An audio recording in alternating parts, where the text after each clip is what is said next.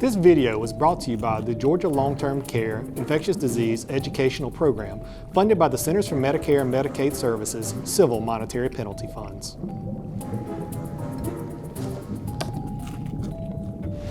Let's face it, germs are everywhere. You can't see them, but they're all around us. They're sneaky, they're dangerous. Aha! Gotcha. But germs can be stopped. Hi, I'm Jim with the Institute for Disaster Management, and in this video, we're going to take direct aim at disinfection in long-term care facilities. Yeah, we gonna clean up this town. Before we get into the nitty-gritty of disinfection, let's be clear on what that means. If you take a dry cloth and wipe off a countertop, that's an example of cleaning. This countertop is not yet safe to eat from, but removing the old food is an essential first step. Take that countertop and thoroughly wipe it down with an EPA-registered disinfectant, and you will remove or kill most, if not all, of the germs, and this countertop is now disinfected. Congratulations. You could take things even further and heat the countertop to a really high heat. That would make it sterilized and completely free of any germs, but it's not really practical in most situations. Yikes. For this video, we'll be talking mainly about the chemical disinfection of surfaces. So that's countertops, bathrooms, beds, tables, chairs, doorknobs, pretty much any other surface that people touch. Keeping surfaces disinfected in your facility is not just a good idea, it's actually required. More importantly, there are real health and safety consequences for failing to disinfect properly. For more on that, we turn to our friend, the incomparable Dr. Doom.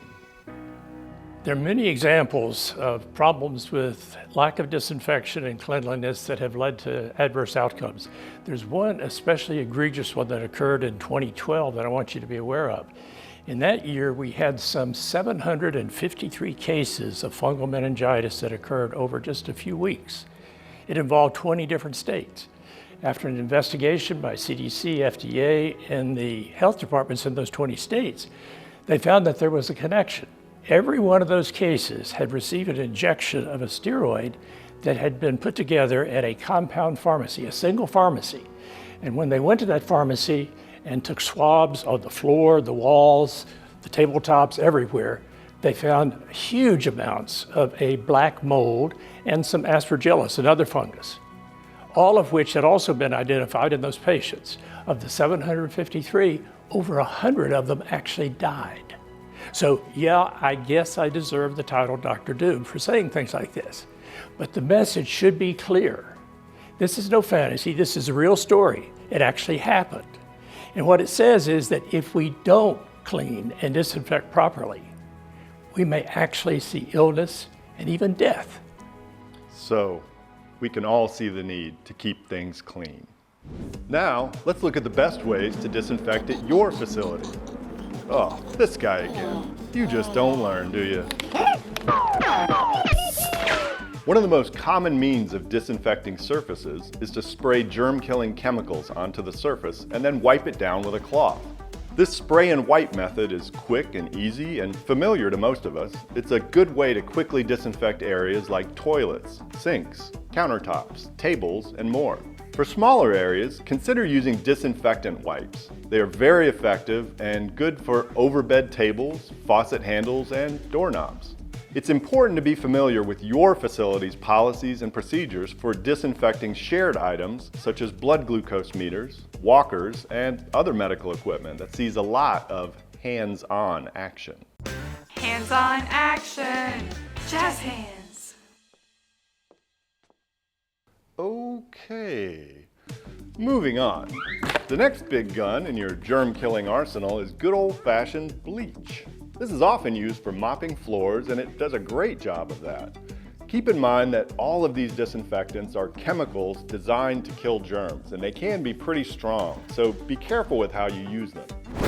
Wear gloves, eye protection, and any other personal protective equipment recommended by the manufacturer.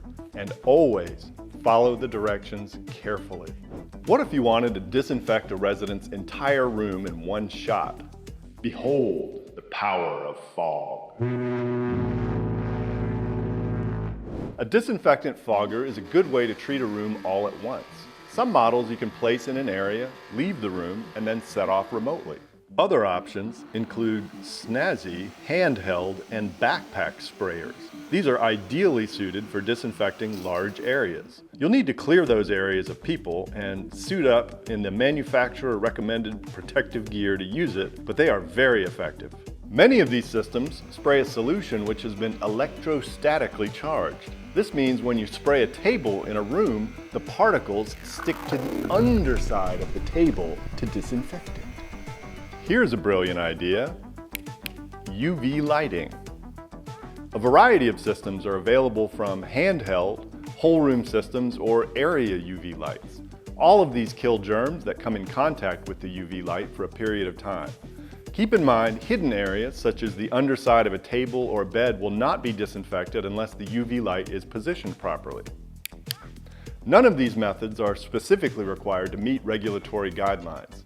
Your policies and procedures must outline which methods will be used, by whom, and how often. For additional resources and information about disinfection systems, you can contact your healthcare coalition. Now that we've gone over some of the different ways to disinfect, here's a few important considerations. Identify what germs you need to kill, and be sure you're buying products that will do the job. Killing SARS-CoV-2, the virus which causes COVID-19, is a lot easier than killing C. diff. Read the product label carefully. Notice what surfaces it can be used on. If the germ isn't listed on the label, it likely doesn't kill it. Be aware of your disinfectant's contact time, dwell time, kill time, or wet time. They all mean the same thing, and that's how long a disinfectant needs to sit or dwell in contact with germs to be effective. A good practice is to write this time on a label and stick it on the disinfectant bottle along with the date and any other relevant information. A common mistake people make is spraying a disinfectant and then immediately wiping it off before the chemicals can really do their job. Sometimes you just need to slow down a little itty bit. Here's another big mistake that happens way too much. Dangerous repackaging. Whenever possible, please keep disinfectants in their original containers. Never use a food or condiment bottle to hold chemicals. That is a disaster waiting to happen. Don't do it. Most disinfectants have a limited amount of time before they start to break down and become less effective, even if they're unopened. Those that have been opened, stored improperly, or mixed with water can break down even sooner, so keep track of your supplies. It's really important to follow the manufacturer's instructions when using disinfectants. You could damage certain plastics, cause metal pitting on faucets, or even suffer a chemical burn if you're not careful. So always read the instructions and wear your PPE. Looking good. Bye-bye. Oh, really? Did you know that there's guidance available with step-by-step procedures for exactly how to clean a room? The short version is high to low and clean to dirty, but you need to be familiar with the best practices for cleaning a residence room based on different situations. It's too much to cover in our video, but we have included resources for you below. Be familiar with your facility's established procedures for disinfection, including exactly when to disinfect, how often to disinfect, and what chemicals and equipment to use. Thanks for watching, y'all. We hope you've learned some helpful information about disinfection in long-term care facilities. It's been a blast, right? You can learn lots more and find some helpful links at our website. Uh-oh, look who's back. Oh, I can't do it. Let's be friends. Come on over here, Jeremy, and give old Jim a big, disgusting hug.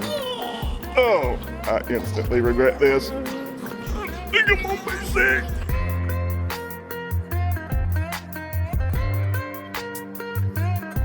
Yeah, we gonna clean up this town. It's been a blast, right? Okay. When his hand goes up, my head goes to the left, and I get ready to catch something, okay? You ready? I gotta break it down simple. And action. Action.